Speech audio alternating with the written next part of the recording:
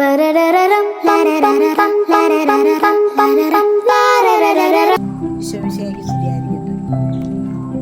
എന്ന് കേൾക്കുമ്പോൾ എനിക്ക് ആദ്യമായി എൻ്റെ മനസ്സിൽ വരുന്നത് സ്നേഹമാണ് ഒഴിയിൽ എന്നുള്ള ആ ഈരടിയാണ്. അതായത് ഈ സ്നേഹമാണ് ക്രിസ്മസിൻ്റെ ഏറ്റവും വലിയ വിഷയം. ആ സ്നേഹത്തിന് വേണ്ടിയാണ് ഈശോ ജനിച്ചതും വളർന്നതും മരിച്ചതും പീഡാസഹനങ്ങളൊക്കെ സഹിച്ചതും. ഈ സ്നേഹം നമ്മൾ മറ്റുള്ളവരിലേക്ക് പകർത്തുക എന്നതാണ് ഈ ക്രിസ്മസിൻ്റെ ഉദ്ദേശം. സ്നേഹവും കരുണയും ഇപ്പോഴത്തെ തലമുറയ്ക്കില്ലാത്ത ഒരു ഇതാണ് സ്നേഹം എന്നുള്ളതും പങ്കുവയ്ക്കൽ. ഞങ്ങളുടെ ജീവിതത്തിൽ ഞങ്ങൾക്ക് ക്രിസ്മസ് വരുമ്പോൾ ഇത് നക്ഷത്രം തൂക്കുന്ന ഉടനെ അടുത്തുള്ള ക്രൈസ്തവർ ചോദിക്കും, ക്രിസ്മസ് എന്നാ, ക്രിസ്മസ് എന്നാ. കാരണം എന്നാ, ആ ക്രിസ്മസ് ദിവസം അന്ന് കേക്ക് മേടിക്കലൊന്നുമില്ല, അന്ന് കേക്കില്ലല്ലോ.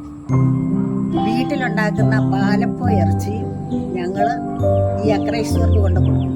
അതും ഞങ്ങളുടെ വീട്ടിൽ 3-4 പിള്ളേരുണ്ട്. ഞങ്ങൾ വഴക്കാണ്, ഞാൻ കൊണ്ടു കൊടുക്കാം, ഞാൻ കൊണ്ടു കൊടുക്കാമെന്ന് പറഞ്ഞു.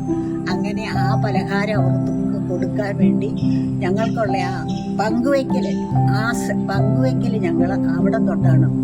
അത് ഇന്നും എൻ്റെ ജീവിതത്തിൽ ഞാൻ പകർത്തുന്ന ഒരു ഇതാണ്. അതുപോലെ ക്രിസ്മസ് എന്ന് കേട്ടാൽ നക്ഷത്രം തൂക്കിക്കഴിഞ്ഞാൽ ഉടനെ സ്നേഹം ഉദിച്ചു, സ്നേഹം ലോകത്തിൽ പരത്തുക എന്നുള്ള ഒരു കാര്യം വേണം, ഒരു ലക്ഷ്യബോധം വേണം നമുക്ക്. അല്ലാതെ കുറച്ച് ആഡംബരമായിട്ട് ജീവിച്ചത് കൊണ്ടോ കുറച്ച് പുതിയ ഡ്രസ്സ് വാങ്ങി, ഞങ്ങൾക്കൊന്നും ഡ്രസ്സൊന്നും വാങ്ങി തരത്തൊന്നുമില്ല. അന്നൊരു പലഹാരം ഉണ്ടാക്കും, അതാണ് ഞങ്ങൾക്ക് ഏറ്റവും വിശേഷപ്പെട്ട ദിവസം. അത്രമാത്രമേ ഇതുള്ളൂ. പിന്നെ കൂടാതെ ഈ പറയുന്ന ഞാൻ എൻ്റെ മക്കൾക്ക് പറഞ്ഞു കൊടുത്തിട്ടുണ്ട്. ആ മക്കൾ അവരുടെ മക്കൾക്ക് പറഞ്ഞു കൊടുത്തെങ്കിലേ അവർക്ക് അതിൻ്റെ സവിശേഷത അറിയുള്ളൂ.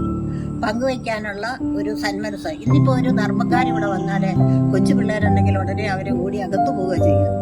അതേസമയം പണ്ടൊക്കെ ആണെങ്കിലോ അമ്മമാരുടെ ഞൊറിച്ചിലെ പിടിച്ചുകൊണ്ട് അത് കൊടുക്കാൻ വേണ്ടി നമ്മുടെ കയ്യിലാണ് തരുന്നത്. അത് കൊടുക്കുമ്പോൾ നമുക്ക് ആ പങ്കുവയ്ക്കലിൻ്റെ അനുഭവം ഉണ്ടാകും. ഇന്ന് അതൊന്നുമില്ല, അവർക്ക് മൊബൈൽ മാത്രം മതി. എനിക്ക് പറയാനുള്ള ഏറ്റവും വലിയ സന്ദേശം ഇതാണ്: സ്നേഹിക്കുക. ക്രിസ്മസിന് നമ്മൾ ഒരുങ്ങുമ്പോൾ മറ്റുള്ളവരെ സ്നേഹിക്കുക. അതോടൊപ്പം തന്നെ നമ്മുടെ സ്നേഹവും കരുണയും മറ്റുള്ളവരിലേക്ക് പകർത്തണം. പങ്കുവയ്ക്കലെന്നുള്ള ആ ഒരു മനോഭാവം എപ്പോഴും നമ്മുടെ മനസ്സിലുണ്ടാകണം. ആ സ്നേഹത്തിലൂടെയും പങ്കുവയ്ക്കലിലൂടെ നമ്മൾ ജീവിച്ചു കഴിഞ്ഞാൽ നമ്മുടെ ക്രിസ്തുമസിന്റെ സകല ഐശ്വര്യങ്ങളും നമുക്കുണ്ടായി കഴിയും.